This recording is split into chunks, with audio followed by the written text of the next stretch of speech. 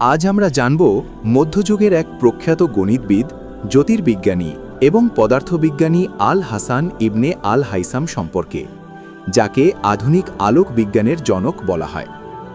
বিজ্ঞানের ইতিহাসে তার অবদান অতুলনীয়। ইবনে আল হাইসামের জীবনের একটি বড় অংশ কাটে মিশরের কায়রোতে।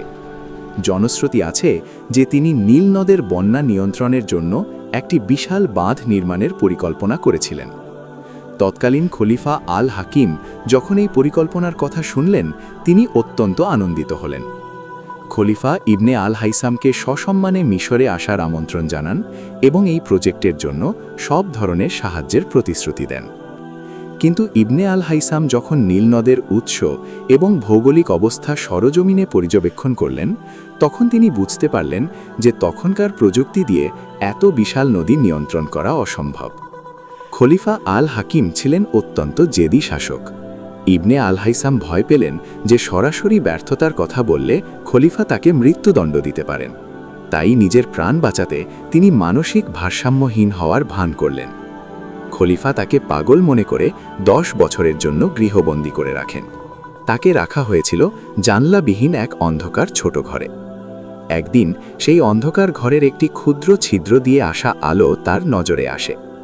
সেই আলো নিয়ে গবেষণা করতে করতেই তিনি আবিষ্কার করেন ক্যামেরা অবস্কুরা পদ্ধতি। তিনি প্রমাণ করেন মানুষের চোখের দৃষ্টি আসলে কিভাবে কাজ করে। 1921 সালে মুক্তি পাওয়ার পর তিনি তার গবেষণার ফল নিয়ে বুক অফ অপটিক্স নামক একটি কালজয়ী বই লিখেন। এই বইয়ে তিনি প্রাচীন গ্রিক বিজ্ঞানী অ্যারিস্টটলের ভুল ধারণা সংশোধন করেন।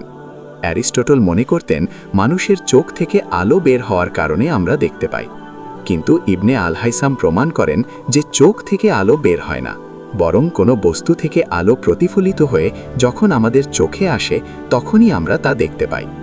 এই মূল নীতির ওপর ভিত্তি করেই পরবর্তীকালে ক্যামেরা এবং চশমা আবিষ্কৃত হয়েছে। ইবনে আল হাইসামের বুক অফ অপটিক্স আজও বিশ্বের অনেক বিশ্ববিদ্যালয়ে পড়ানো হয়। বিজ্ঞানে তার অবদানকে শ্রদ্ধা জানিয়ে নাসা চাঁদের একটি গর্তের নাম রেখেছে তার ল্যাটিন নামানুসারে।